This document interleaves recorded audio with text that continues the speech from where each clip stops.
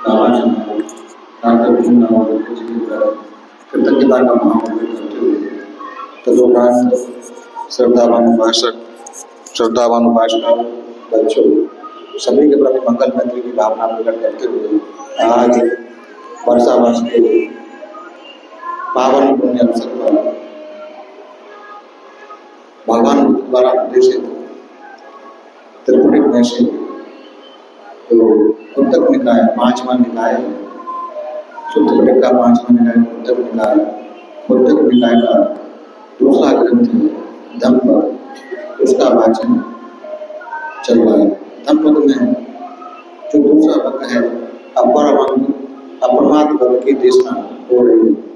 अप्रमाद वर्ग में जो प्रथम तीन गाथाएं हैं उसकी देशना चल रही है। तो तीन गाथाएं इस प्रकार हैं: अप्रमादो अमृतं फलम्, प्रमादो वचनं फलम्, अप्रमत्ता निबोधति एवमर्था एवं। यानी अप्रमाद अमृत का फल है तथा प्रमाद मृत्यु का फल है। प्रमाद न करने वाले मरते नहीं हैं। इसके जो प्रमादी होते हैं उनके जीवन मरे के समान होते हैं। दूसरी गाथा है एतत् विशेषतो यत्वा अप्रमादं विवर्जिता अप्रमादी महोदन्ति अर्याणां गोचरे गता। यानी पंडित जन बुद्धिमान लोग इस अप्रमाद को विशेष रूप से जानकर अप्रमाद में ही आनंद का अनुभव करते रहते हैं और आनंद करते हुए अपने ज्ञान साधना में लगे रहते हैं। तीसरी गाथा है तेज आयु सात्विका टेंशन दल्य पराक्रम कुशलति धीरा निर्वाणम योगम केवल। यानी जो साधक निरंतर ध्यान साधना में अप्रमाद भाव से लगे रहते हैं वे धैर्यशाली लोग उत्तम कल्याण स्वरूप निर्वाण का साक्षात्कार कर लेते हैं। इस प्रकार ये जो तीन गाथाओं के संबंध में भगवान बुद्ध ने सामावती वस्तु की गाथा कथा है। और आज इस वक्त का वाचन करते हुए चौथा दिन है। अगले दो दिन में इससे पहले दो दिन में राजा उद्योग की उत्पत्ति के बारे में देशना हुई। उसके बाद में जो घोषित ब्राह्मण शेर था उसकी देशना हुई। आज सामावती उत्पत्ति की देशना और अन्य की देशना की उनकी उत्पत्ति की देशना है। आज इस प्रकार है उस समय भद्रवती नगर में भद्रवती श्रेष्ठी नामक घोषक श्रेष्ठी का कोई पहले कभी न देखा साथी था। भद्रवती नगर से आने वाले व्यापारियों से भद्रवती सेठ के अपार आय व्यय की प्रशंसा सुनकर उसके साथ व्यापारिक संबंध स्थापित करने हेतु घोषक ने उसको उचित भेंट दी थी। उधर भद्रवती सेठ ने कौशाम्बी से आने वाले व्यापारियों से घोषक सेठ की आय व्यय की प्रशंसा सुनकर उसके साथ मैत्री भाव बढ़ाने हेतु अनुकूल भेंट भेजी। इस तरह वे दोनों व्यापारी एक दूसरे को देखे बिना ही परस्पर मित्र बन गए। आगे चलकर भद्रवती सेठ के घर में अहिवाद रोग फैल गया। उसके फैलने पर सर्वप्रथम मक्खियां मरने लगी, फिर चूहे, मुर्गे, सुअर, गाय, दास दासी और सबके बाद में कुटुंब के लोग भी मरने लगते हैं। उनमें से जो घर की दीवार तोड़कर भाग जाते हैं वे ही जीवित बच पाते हैं, अन्यथा सभी मर जाते हैं। अतः स्वयं सेठ और सेठ की पत्नी एवं उनकी लड़की को वहां से लेकर भागे और घोषक सेठ से मिलने का निश्चय कर कौशाम्बी के मार्ग पर चल पड़े। साथ में जो खाने का सामान लिया था वो रास्ते में ही समाप्त हो गया। यूँ भूख प्यास सहने के कारण उनके शरीर बहुत दुर्बल हो गए। वे कौशाम्बी जाकर ऐसे स्थान पर ठहरे जहाँ जल सुविधा से मिल रहा था। वहाँ स्नान करके एक धर्मशाला में जाकर ठहरे। तब सेठ ने अपनी पत्नी से कहा कि भद्रे, शरीर की आकृति को जन्म देने वाली माता को भी मोहर नहीं लगती, तो क्यों न घोषक सेठ द्वारा पति के बच्चों के लिए लगाए गए अन्य क्षेत्र से अपनी पुत्री को भेजकर कुछ भोजन मंगवा लें। उससे शरीर को 1-2 दिन में ठीक कर व्यापारी मित्र से मिलने चलेंगे। पत्नी ने उसकी बात पर सहमति दे दी और वे धर्मशाला में रहने लगी। दूसरे दिन अन्य यात्री एवं भिक्षुक उस अन्य क्षेत्र से भोजन लाने चले तो माता पिता ने अपनी लड़की से कहा कि पुत्री, तुम जाकर हमारे लिए भी वहां से भोजन ले आओ। लड़की इधर तो वैभवशालीपुर में जन्मी थी, परंतु विपत्ति में पड़ने से उसकी भीख मांगने की लज्जा समाप्त हो चुकी थी।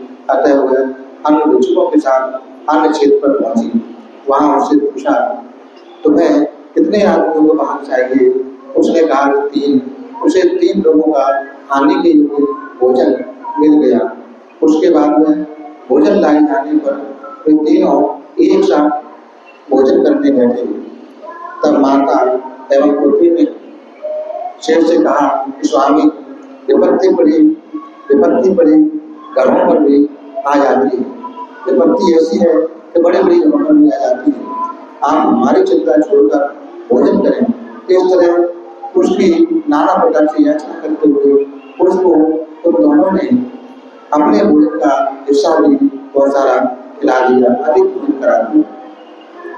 वह कई दिन भूखे होने के कारण उस भोजन को पचा नहीं सका और प्रातःकाल होते होते मर गया। माता और पुत्री विभिन्न प्रकार से विलाप करती हुए रोने लगी। दूसरे दिन लड़की रोती हुई उन्हें भिक्षा के लिए गई। वहां उससे पूछने पर कितने भाग चाहिए तो 2 भाग देने की बात कही। इस तरह 2 लोगों का भोजन लाकर माता को भोजन करने के लिए कहा। आग्रह करते करते उस पुत्री ने माता को भी अधिक भोजन करा दिया। वह भी उसे ना पचा पाने के कारण उसी दिन रात में मर गई। तब लड़की अकेली रह गई। वह रोती कलपती भूख से तड़पती हुई अन्य भिक्षुओं के साथ अन्य क्षेत्र पर गई।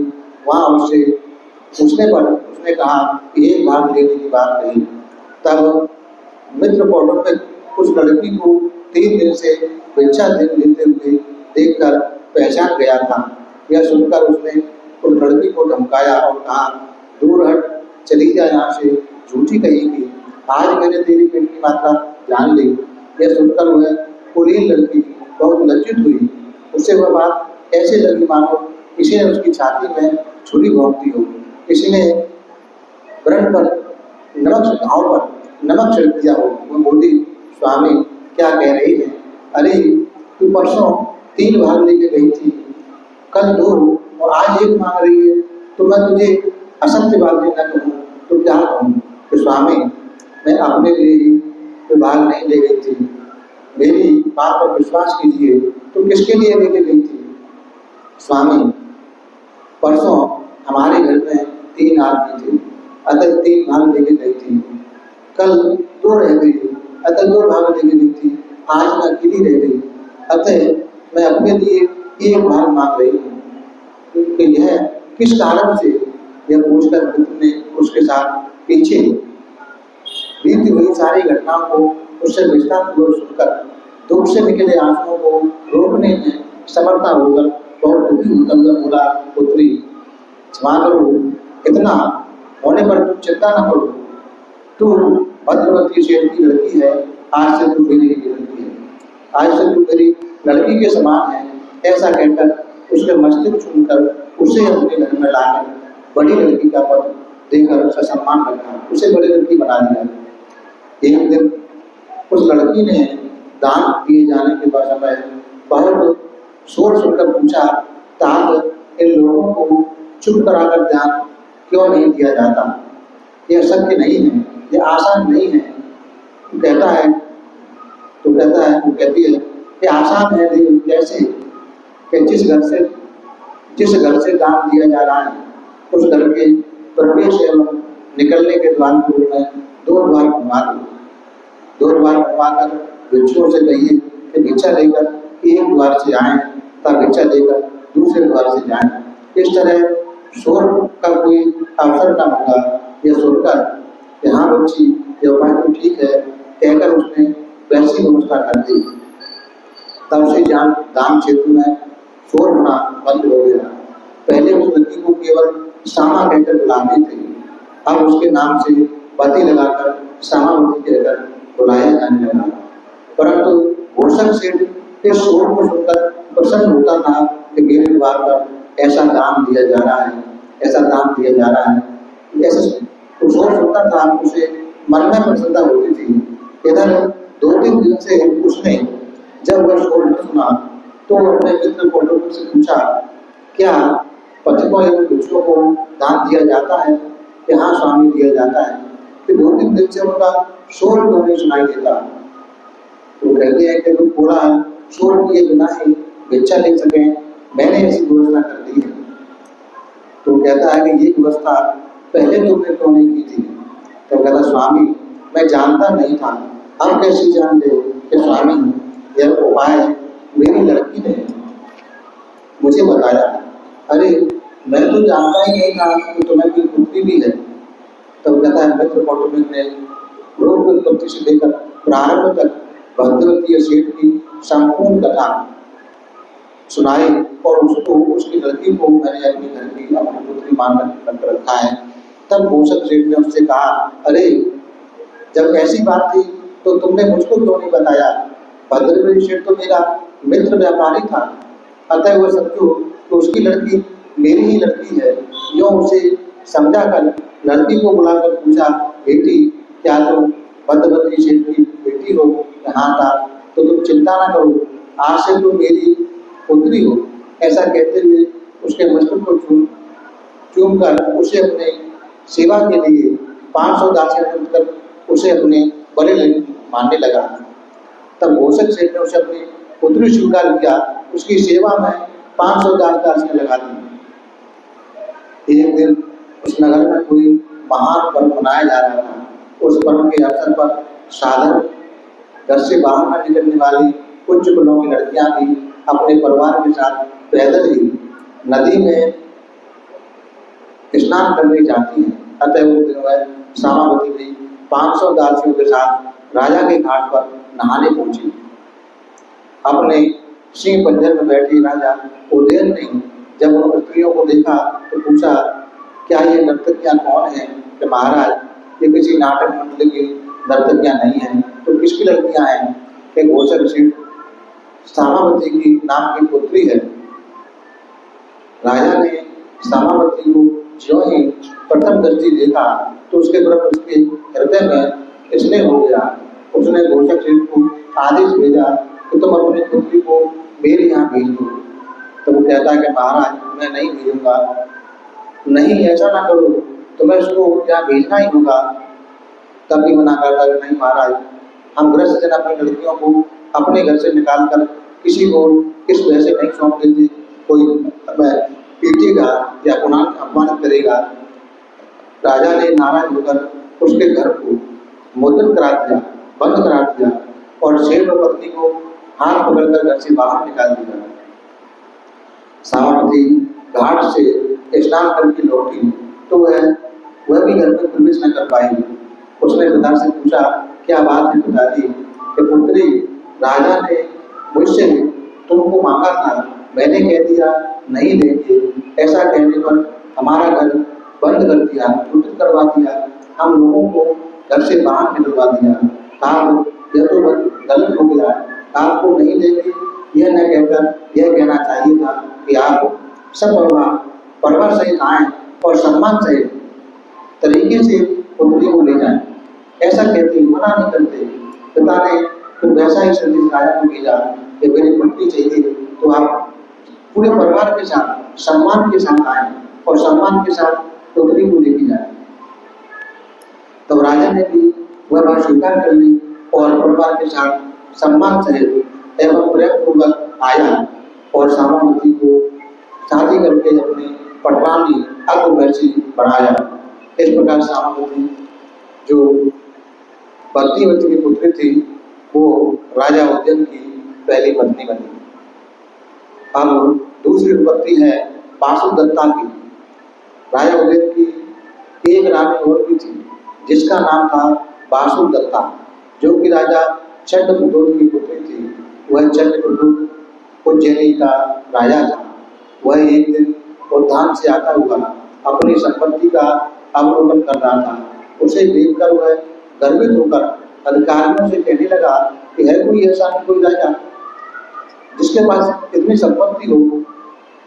यह सुनकर अधिकारियों ने कहा कि राजन, यह संपत्ति तो क्या है, कौशाम्बी की राजा के उदयन के पास तो इससे कितना ही गुना अधिक संपत्ति है, तो तब तो उसको हम पकड़ेंगे। ऐसा कहा। तो कहते हैं अधिकारी, उसे आप पकड़ नहीं पाएंगे, तो कोई ना कोई उपाय करके पकड़ेंगे ही। कि नहीं पकड़ पाएंगे देव, किस कारण? कि वह हस्तिकांत शिल्प जानता है, मंत्र का प्रयोग कर हस्तिकांत बीना बजाते हुए हाथियों को भगा भी देता है, पकड़ भी लेता है। उसके समान हाथियों का आरूढ़ आज तक कोई भी नहीं है। तो क्या हम उसे किसी भी उपाय से पकड़ नहीं सकते? यदि आप दृढ़ निश्चय कर चुके हैं तो आप एक लकड़ी का हाथी बनवाइए और उसे उसके राज्य के समीप किसी स्थान पर रखवा दें। उदयन अच्छे हाथी या अच्छे घोड़े की बात सुनकर उसे पकड़ने के लिए दूर दूर तक चला जाता है, अतः उस समय उसको पकड़ा जा सकता है। राजा चंद्रप्रद्योत ने कहा कि हाँ, यह उपाय ठीक है। तो राजा ने लकड़ी का हाथी बनवाकर उसे रंगीन वस्त्रों की झंडियों से सजाकर उस पर विभिन्न प्रकार की चित्रकारी कराकर उदयन के राज्य के पास ही एक सरोवर के किनारे रख दिया। उस हाथी के पेट में 60 सिपाही इधर उधर टहल रहे थे। वे अवसर पाकर इधर उधर से हाथियों की लीद गोबर लाकर भी वहां बिखेरते रहते थे। एक वनवासी ने उस हाथी को देखकर कहा, यह तो हमारे राजा की युक्ति है। यह विचार कर राजा को जाकर बताया, महाराज, मैंने ये कैलाश पर्वत के शिखर पर पूरी तरह सफेद रंग का हाथी देखा है जो आपके रखने योग्य है। राजा उदयन ने उसी बंचर को मार्गदर्शक बनाकर दूसरे हाथी पर चढ़कर सेना की एक टुकड़ी लेकर महल से निकले। उनको आता हुआ देखकर चंद पुरुषों ने, जासूसों ने चंद्रप्रद्योत को सूचना दी। चंद्रप्रद्योत ने तत्काल वहां आकर मध्य का क्षेत्र शून्य रखकर दोनों भागों में अपने सैनिकों को बढ़ाया। उधर चंद्रप्रद्योत का आना न जानते हुए उस हाथी के पीछे लगे रहे। उस लकड़ी के हाथी के अंदर खड़े मनुष्य भागने लगे। अतः जो लकड़ी का हाथी था, राजा के मंत्र की परवाह न कर आगे ही आगे भागता हुआ लगा। राजा ने हस्तकांत के वीणा के तारों से भी गंभीर ध्वनि की, परंतु उसकी जो ध्वनि काठ के हाथी पर उसका कोई प्रभाव न पड़ा। इस तरह राजा उदयन उस काठ के हाथी को जब हाथी के सहारे भी किसी तरह न पकड़ पाए तो उन्होंने घोड़े पर चढ़कर उसका तेजी से पीछा किया। ऐसा करते हुए उसके सैनिक उसके पीछे छूट गए। यह जब राजा अकेला पड़ गया तो चंद्रप्रद्योत के सैनिकों ने उसको पकड़ लिया और राजा चंद्रप्रद्योत को सौंप दिया। तब उदयन के सैनिकों को याद हो गया कि राजा शत्रु द्वारा पकड़े गए हैं, तो उन्होंने नगर के बाहर ही पड़ाव डाल दिया। राजा चंद्रप्रद्योत उदयन को जीवित ही पकड़कर एक कारागार में बंद उसके द्वार में ताला लगाकर 3 दिन तक विजय दिवस मनाने लगा। तब उदयन ने तीसरे दिन कारागार के पहरेदार से पूछा कि तुम्हारा राजा कहाँ है? तो शत्रु के पकड़े जाने के हर्ष में विजयमान कर रहे हैं। अरे, तुम्हारे राजा का यह काम स्त्रियों जैसा है। अरे भाई, शत्रु राजा को पकड़कर एक निर्णय कर या तो उसे छोड़ देना चाहिए या फिर दंड स्वरूप मार देना चाहिए। हमें दुर्पट डालकर स्वयं जयपान कर रहा है। पहरेदार ने जाकर चंद्रप्रद्योत की बात कही। चंद्रप्रद्योत ने आकर उदयन से पूछा, क्या तुम सचमुच तुमने ऐसा कहा कह रहे हो? हाँ महाराज, तो ठीक है, मैं तुम्हें छोड़ दूंगा, परंतु सुनते हैं कि तुम्हारे पास कोई मंत्र है, उसे तुम मुझे सिखा दो। तो सिखा दूंगा यदि तुम उसे सीखते समय मेरी वंदना करो। क्या तुम मेरी वंदना कर पाओगे? क्यों? मैं तुम्हारी वंदना क्यों करूँ? कि नहीं करूँगा तो मैं भी तुम्हें मंत्र नहीं सिखाऊंगा। ऐसी स्थिति में कि मैं तुम्हें राजा क्या दूंगा, देते रहो। तुम मेरे केवल शरीर के स्वामी हो, मेरे मन के नहीं। राजा चंद्रगुप्त उदयन की यह वीर घटना सुनकर कैसे इसे मंत्र ग्रहण करूं यह सोचने लगा। तब उसके ध्यान में आया कि दूसरा कोई इस मंत्र को सीख नहीं पाएगा। मैं अपनी पुत्री को इसके पास भेजकर इसको यह मंत्र ग्रहण करा दूं। तब राजा ने पूछा कि तुम्हारा अगर दूसरा कोई अगर बंधन करे तो उसको सिखा दोगे? कि अवश्य महाराज, जो हमारे घर में है, जो जो मुझे बंधन करेगा उसको सिखा दूंगा। तो कहता है कि तो हमारे घर में एक उपचार स्त्री है, उसको तुम पर्दे के पीछे बैठी हुई जब वह प्रणाम करे तो तुम पर्दे के बाहर ही बैठे हुए मंत्र सिखा देना। कि ठीक है महाराज, कोई खोपड़ी हो या दोनों पैरों की लकड़ी हो, जो कोई मुझे प्रणाम करेगा मैं मंत्र सिखा दूंगा। तब राजा ने महल में जाकर अपनी पुत्री वासुदत्ता से कहा कि पुत्री, एक श्वेत कोड़ी पुरुष बहुमूल्य मंत्र जानता है, उसे उससे अन्य कोई न सीख सकता है। तू पर्दे के पीछे बैठकर उससे ये मंत्र सीख ले, यह पर्दे के बाहर बैठकर तुम्हें मंत्र सिखाएगा, तुमसे फिर वह मंत्र मैं सीख लूंगा। इस तरह राजा ने दोनों में गहरी मित्रता न हो जाने के भय से पुत्री को उपजा बताया और राजा उदयन को कोड़ी बताया। वह उदयन उस वासुदत्ता के पर्दे के पीछे बैठकर प्रणाम करने के बाद उसे पर्दे के बाहर बैठकर मंत्र सिखाने लगा। तब एक दिन बार बार बताए जाने पर भी तो मंत्र के अक्षरों का उच्चारण ठीक प्रकार से नहीं कर पा रही थी। तो राजा ने क्रोध में आकर कहा, अरे गुरुजी, तुम्हारे मुख के होठ एवं कपोल बहुत ढीले हैं, मंत्र बोलने में तू मेरा अपमान कर। वासुदत्ता ने भी नाराज होकर कहा, अरे दुष्ट कोड़ी, क्या कह रहे हो? मेरी ऐसी रूप सौंदर्यवती को तुम उपजा कहते हो? उदयन ने पर्दे का एक कोना हटाकर देखा और पूछा, तुम कौन हो? कि मैं राजा की पुत्री हूँ, वासुदत्ता। तुम्हारे पिता ने तो मुझे तुम्हारा उपजा होना के रूप में परिचय दिया था, मुझको तुम्हारा परिचय कोड़ी के रूप में दिया था। दोनों में बात हुई, तब दोनों ने यह समझ लिया कि उन दोनों को विशेष परिचय न हो जाए, अतः इनसे उसका असत्य कहा दोनों लोगों से। तब उन दोनों ने पर्दे के भीतर ही परस्पर आपस में प्रेम संबंध बढ़ाया और उसे आरंभ कर दिया। तब मंत्र सीखने या नई कला ग्रहण करने की कोई बात नहीं रह गई। तब राजा नित्य पूछता, कला सीख रहे हो पुत्री? तो वह कहती पुत्री उत्तर होता, हाँ पिताजी सीख रहे हो। तब एक दिन उदयन ने वासुदत्ता से कहा कि भद्रे, पति से बढ़कर किसी स्त्री का न तो माता पिता हित कर सकते हैं न उसके भाई बहन। यदि तुम मुझे अपना जीवन दे दो तो मैं तुम अपनी पटरानी बना लूंगा और 100 दासियां तुम्हारी सेवा में रहेंगी। क्या तुम अपना वचन पालन कर पाओगे? अवश्य कर पाऊंगा। तो ठीक है, मैं तुम अपना जीवन समर्पित करती हूँ। यह कहकर अपने पिता के पास जाकर एक मिनट बैठ गई। पिता ने पूछा, पुत्री शिल्प शिक्षण पूर्ण हुआ कि नहीं पिताजी? क्यों, क्या कारण है? तो उसकी पूर्ति के लिए हमको नगर का एक द्वार तथा एक तेज दौड़ने वाला वाहन चाहिए। वह क्यों? तो पिताजी वह इसलिए कि मंत्र की पूर्ण सिद्धि हेतु रात्रि में नक्षत्रों की विशेष स्थिति में एक औषधि की आवश्यकता है, वह जंगल में लानी पड़ेगी। जंगल से लानी पड़ेगी, हमको उसके लिए समय उसमें कभी भी जंगल में जाना पड़ सकता है।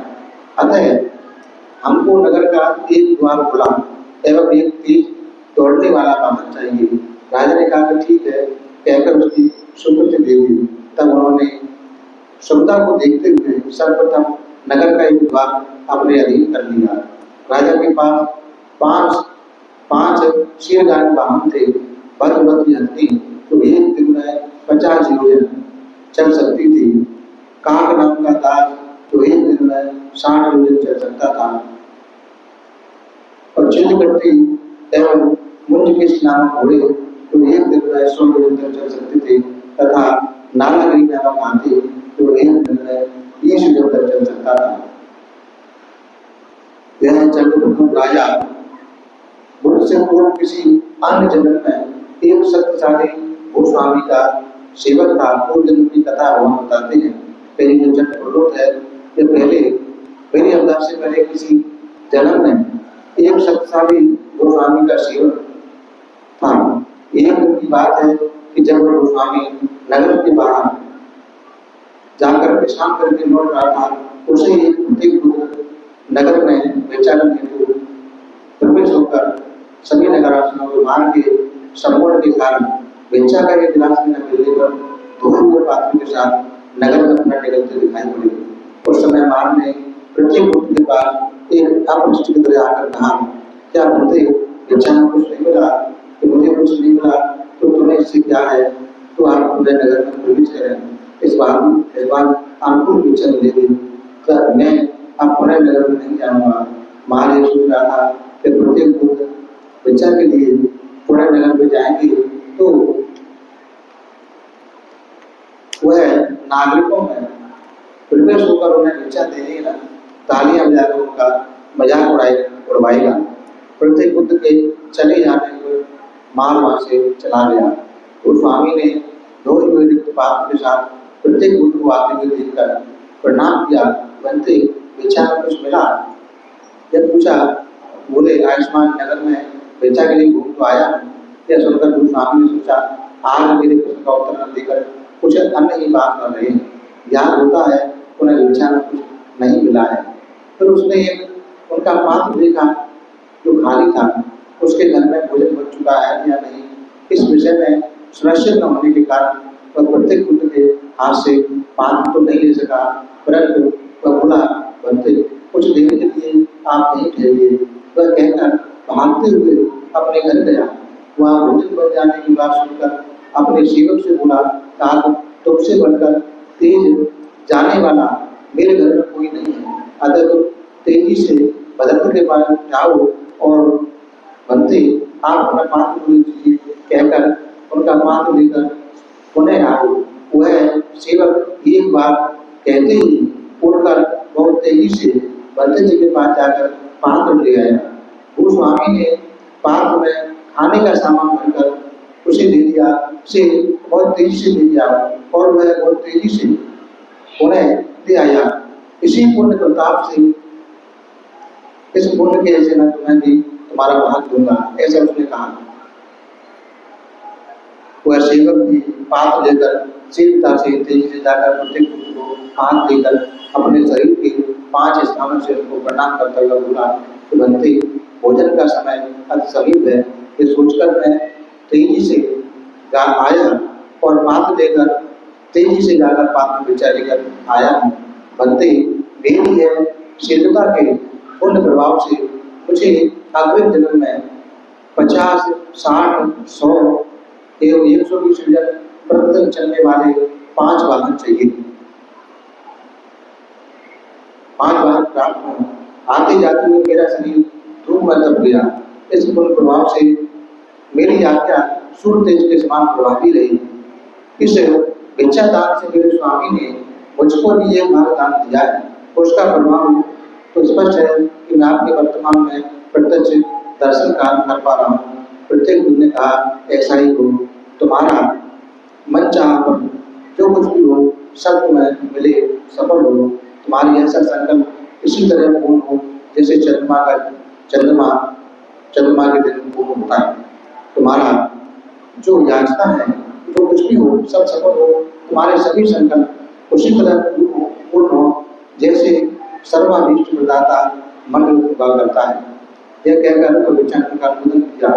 गाथा में आए ज्योति शब्द का सर्व काम संपन्न मदद है। यह उसके अतीत की कथा थी।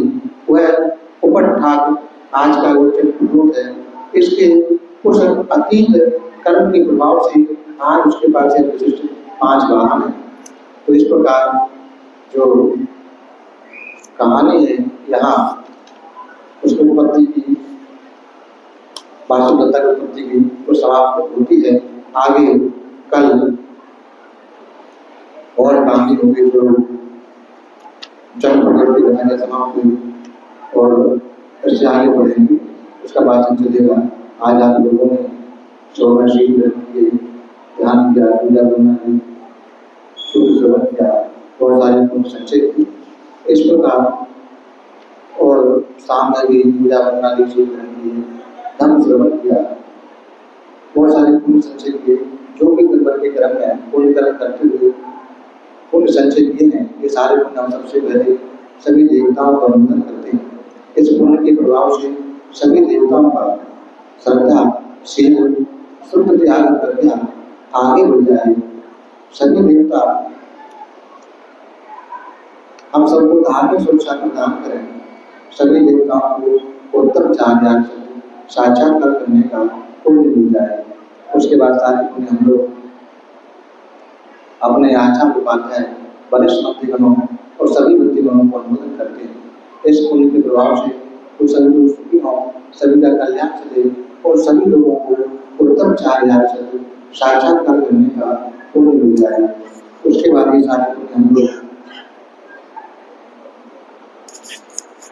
संसार के सारे प्राणियों को अनुमोदन करते हैं। इस पुण्य के प्रभाव से संसार के सारे प्राणियों को भला हो, कल्याण हो, संसार के सारे प्राणियों सत्य धर्म का मार्ग मिले, सत्य धर्म के मार्ग पर चलकर कर्म फल से मुक्त होकर निर्वाण गति को प्राप्त हो, ऐसी कामना करते हैं। उसके बाद ये सारे पुण्य हम लोग यहाँ आए हुए सभी लोगों को अनुमोदन करते हैं। इस पुण्य के बल से सभी लोगों के सारे प्रकार की आपत्ति विपत्ति, सारे प्रकार की विघ्न बाधा दूर हो, इन सभी लोगों को उत्तम चार सत्य साक्षात्कार करने का पुण्य मिल जाए। उसके बाद ये सारे पुण्य हम लोग श्रद्धावान उपासक, श्रद्धावान उपासनाओं को अनुमोदन करते हैं, जो हम लोगों को भोजन, चीवर, कुटिया, दवा तथा परिष्कार आदि से सेवा करते हैं। इस पुण्य के प्रभाव से इन सभी लोगों के सारे प्रकार की आपत्ति विपत्ति, सारे प्रकार की विघ्न बाधा दूर हो, इन सभी लोगों के व्यापार धंधे आगे बढ़े, धन संपत्ति की वृद्धि हो, तिरत्न के अनुभव से किए हुए पुण्य के बल से इन सभी लोगों को उत्तम चार सत्य साक्षात्कार करने का पुण्य मिल जाए। सबका भला हो, सबका मंगल हो, सबका कल्याण हो। भवतु सब मंगलम, भवतु सब मंगलम, भवतु सब मंगलम।